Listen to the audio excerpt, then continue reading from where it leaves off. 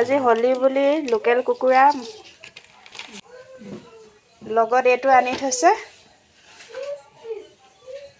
এইটো আজি বোলে খাব। এইখিনি এতিয়া বেঙেনা ফ্ৰাই কৰি এইটো আজি হলি উপলক্ষে এইবোৰ বেচন ফ্ৰাই কৰিব লৈছে এইবোৰ বেঙেনাৰ লগত।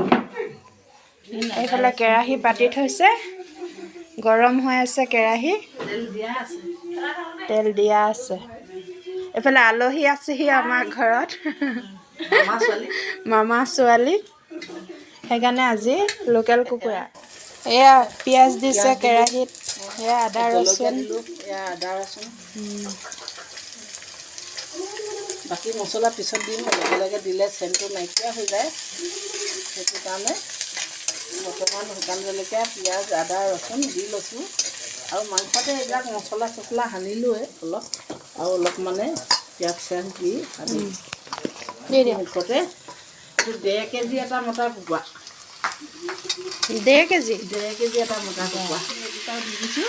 এইকেইটা আমাৰ কুকুৰ আছে, কুকুৰটোৱে লগত বনাই নিদিলে সি নাখায়। মছলা গোন্ধ লাগে আমাৰ কুকুৰকো, নহ'লে সি নাখায়। শিয়ালে চফা কৰি চব চফা কৰা হৈছে, কিন্তু কুকুৰটোৰ কাৰণেহে দিয়া হৈছে এইটো। মজা।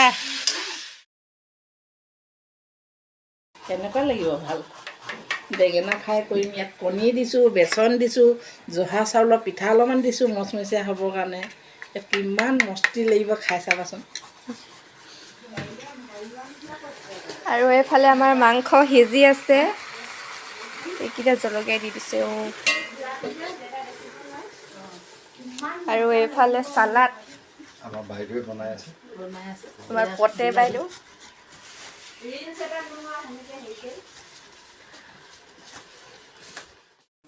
চ' গাইজ, আমাৰ খানা ৰেডি হৈ গৈছে।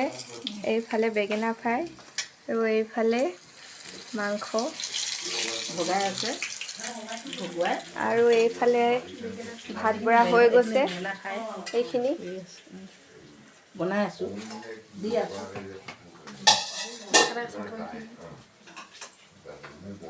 আৰু এইফালে বাহিৰত